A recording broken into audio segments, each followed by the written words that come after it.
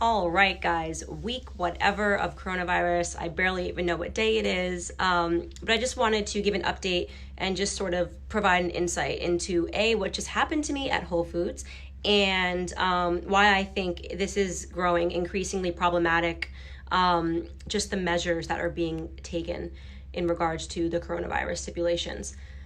Okay, so just a bit of background first and foremost.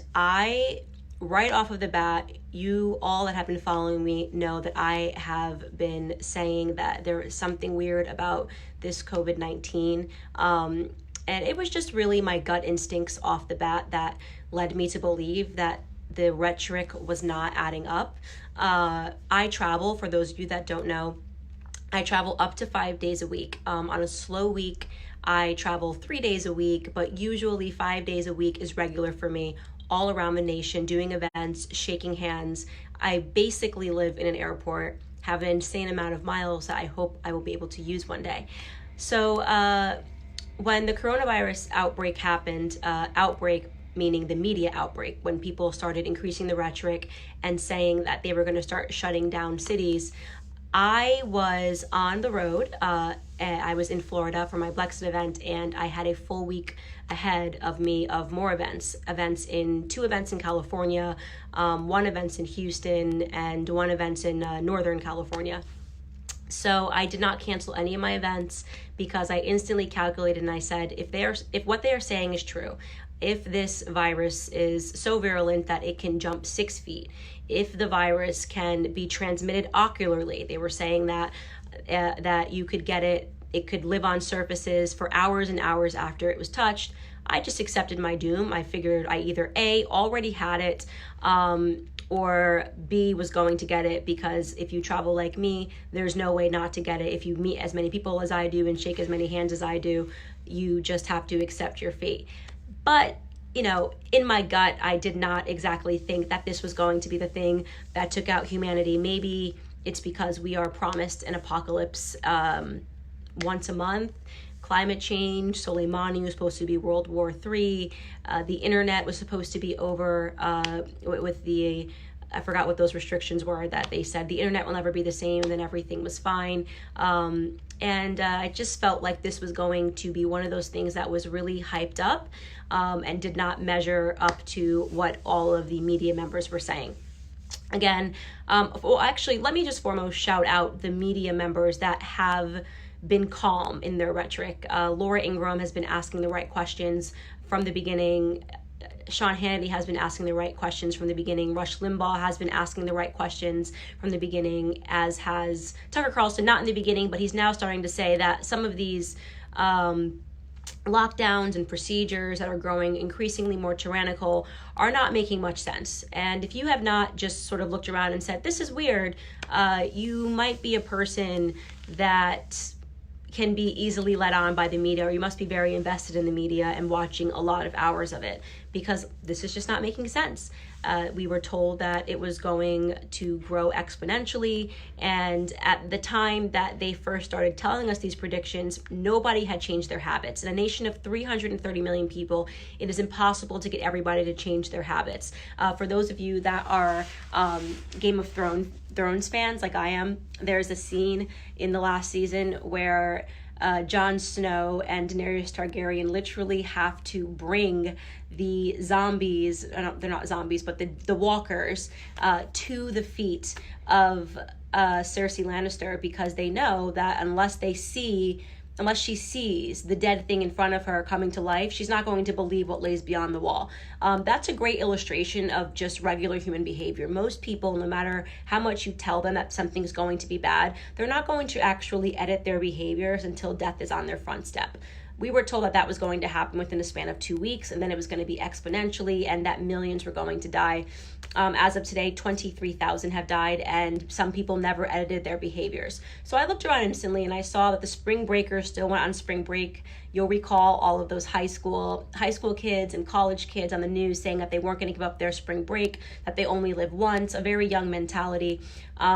In DC, which is where I live, They shut down, even though they shut down the universities, we were actually one of the last cities to adopt the shut down the restaurants and shut down the bars. So we had for weeks people that, because they were not working, were day drinking, were spilling out of bars, just a ton of people together celebrating because they had work off, not because they were fearful of coronavirus. I happened to go to the Columbia Heights to get my hair done. The Dominicans were all partying in their neighborhood, like I get my hair done by the Dominicans. And so I just did a common sense calculation and said, if this thing is as bad as they say it is, DC is going to get hit really hard in a couple of weeks because nobody's paying attention and nobody cares. But again, my gut, I said, I'm not going to wear a mask. I'm not going to change my behaviors because if nothing else, I'm a believer that if 95% of people are fine after they get it, it's probably best to get the virus and be done with it. I probably have already had the virus,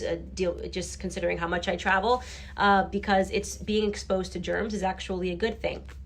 Obviously, we know how this ends. The numbers just didn't match. And this is the most interesting number to me in all of this. So we, again, a nation of 330 million plus people. We have 23,000 deaths. Out of those 23,000 deaths, over 10,000 of them are in New York City. That's strange. There's a lot of people that don't live in New York City, a lot of people that have been partying, a lot of kids that went on spring break. Why are almost half of the deaths concentrated in New York City? I get that New York City is a busy city. I lived there for 8 years. I was born in New York. But I can tell you that more than 1 million people fled immediately as soon as this outbreak happened and the doom and gloom predictions came. They went to their summer homes, they went to their friends' homes, they went to their family homes. Manhattan is really a city of transplants. People that actually live in Manhattan and grew up in Manhattan, almost all of them have houses somewhere else because it's an incredibly expensive city to live in. So we know that Manhattan people pretty much fled, yet almost half of all of the deaths that we have in this country are concentrated to a city that, even when everybody is in the city, has about 7.5 million people. So that is already sort of remarkable, right? Well, shouldn't there be, there's a dense city. What about, San Francisco? What about Chicago and all of these other cities? Why aren't we seeing that same level of an outbreak happening? So I said, let me just pay attention to DC. Let me look at my eyes. I'm one of those people that believes that in many cases, as society becomes more and more technologically advanced, we've abandoned our gut instinct and our instincts in general. We rely on the media to tell us how we should feel, as opposed to just kind of going outside and seeing if things are real. It was the same thing in terms of police brutality. We saw the media every day say that there was this epidemic of Black men getting shot. If you were a Black American in 2016, you would have been scared to see a police officer because we really thought it was an epidemic. But again, me relying on my instincts didn't really add up to my experiences with police officers over the year. Went and looked at the statistics, and the statistics didn't match the hype. And it turned out that in all of 2016, just 16 unarmed Black men were shot and killed by police officers, and police officers were 18.5 times more likely to get shot by a Black man than the other way around, and that more white men were shot and killed unarmed by police officers that year, as were more Hispanic men. So that instinct that I have, I tend to follow it and not really invest so much in the media hype, especially when it seems like it's the same media members that are hyping it that have been hyping every other promised apocalypse. As I mentioned earlier, net neutrality. When you see those same players in place, you should just, put your antennas up, not tinfoil hats, but antennas, to just say, all right, well, it should be very soon for us to see these outbreaks. Of course, it hasn't happened. DC is a particularly interesting area because today, as of today, there have been 69 COVID-19 deaths. 69. That is it. Of all of this year in Washington, D.C., a city of many transplants, a city of people that are passing in and out all the time because we've got Congress and politicians, and they're always on the road. You would just think that this would be a bigger hub. We have had no instances of the hospitals being overwhelmed. 69 deaths, that's really low. Way more people have died of the flu, okay? So let me give you just Whole Foods, what happened. The first couple of weeks, Whole Foods was open for business. The next week, they instituted putting down these pads that said, please keep your social distance. So when you were in the market, you had to have when you were in line to pay at checkout, you had to keep a distance of 6 feet. Remember, it spread 6 feet from individuals. And I thought, okay, still not making much sense to me, but we're all walking around the market, but apparently once we're in line, we need to be 6 feet apart. Then the following week, they upped it again. And I'm one of those people that recycles bags at Whole Foods. And they had a new policy, which went into effect last week, which said that we had to pack our own bags. Made very little sense because I actually was then closer to the person that was working at Whole Foods because I had to be next to the bags in order to pack it and next to the products. But again, none of these increasingly erratic policies need to make sense. They just need to do something so that the people who are under tinfoil hats, people that do think that we're going to lose millions of Americans to this, feel comfortable because action is being taken, even if that action makes absolutely no sense. So today, mind you, I'm one of those people that goes to Whole Foods every other day. Sometimes every day might sound a little excessive, but I live very close to Whole Foods and I like to buy meat fresh and I love to cook. So I just will get inspired walking down the aisles, deciding what I want to get. I did no hoarding. I don't do mass buying ever. I buy what I need. And I have just lived my life normally and bought what was needed for 1 night, 2 nights, and then gone back when I decided what I wanted to eat the next day. That is just how I live. I am not a panicked person about this. I was surprised today to see that which they already had the measure of making us wait outside. That was another step they took, where they have blue lines outside where everyone has to be apart 6 feet, or else you can't even enter the store, and they count how many people in, how many people out, because they want even more distance. Today I go in, and there's a police officer at the front, and she looks extremely frustrated to even be there. It's not a good use of police officers' time, and I do feel bad for them. So this video is not at all a shot at police officers. I know we're seeing so many of these videos of them showing up at 1-year-old parties or showing up at grocery stores, but this is what they're being told to do. So they really are just doing their job, and some of them don't agree with what they're doing. And this police officer clearly did not agree with what she was doing. And somebody, a person in Whole Foods, was rattling at her saying, nobody's wiped down this cart. Like, Whole Foods is now spraying the carts when you come out because they want to have the appearance of being extra, extra clean, even though you go to any other supermarket and they're not doing that. So the police officer was like, I don't work here. I can't really help you with that. And me and my husband kind of slipped in under the radar, not knowing that they had just put in place a new measure beginning on Monday, which stipulated that you have to have masks on.